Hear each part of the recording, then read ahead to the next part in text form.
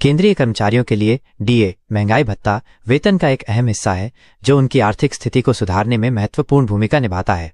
कोविड-19 महामारी के दौरान सरकार ने वित्तीय संकट के कारण 18 महीने का डीए रोक दिया था, जिससे लाखों केंद्रीय कर्मचारी और पेंशनर प्रभावित हुए हैं। अब इस बकाया डीए को लेकर नई जानकारी सामने आई है जो कर्मचारियों के लिए काफी महत्वपूर्ण है।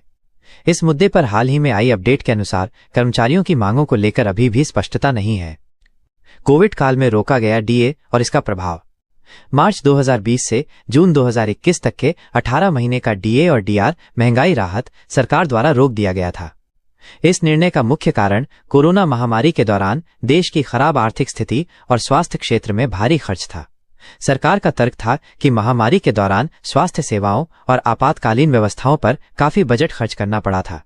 वित्त मंत्रालय ने इस बात को स्पष्ट किया है कि उस समय सरकार के पास सीमित संसाधन थे और प्राथमिकता स्वास्थ्य सेवाओं को देनी पड़ी थी।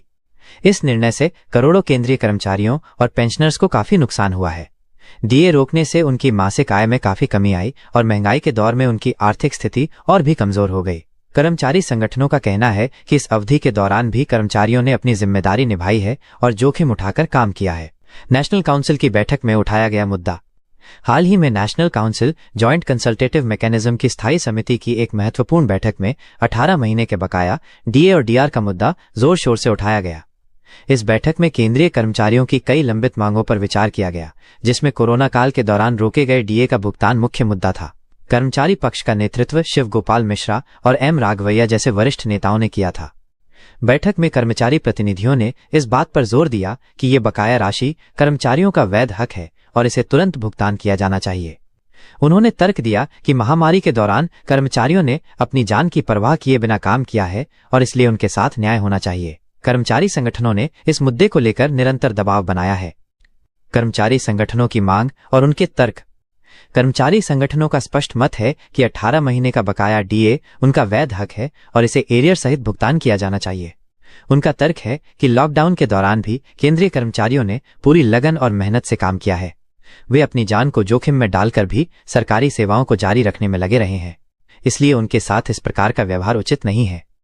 कर्मचारी संगठनों का यह भी कहना है कि डीए महज एक अतिरिक्त लाभ नहीं है, बल्कि ये महंगाई के बढ़ते स्तर को संतुलित करने के लिए दिया जाने वाला एक आवश्यक भत्ता है।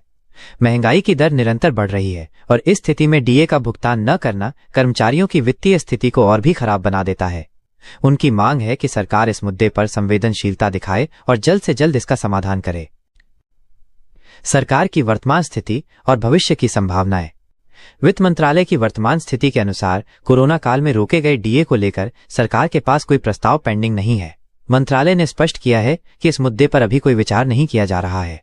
ये बयान कर्मचारियों के लिए निराशाजनक है क्योंकि वे लंबे समय से इस बकाया राशि का इंतजार कर रहे हैं। हालांकि कुछ रिपोर्ट्स में दावा किया जा रहा है कि सरकार इस मुद्दे पर पुनर्विचार कर सकती है।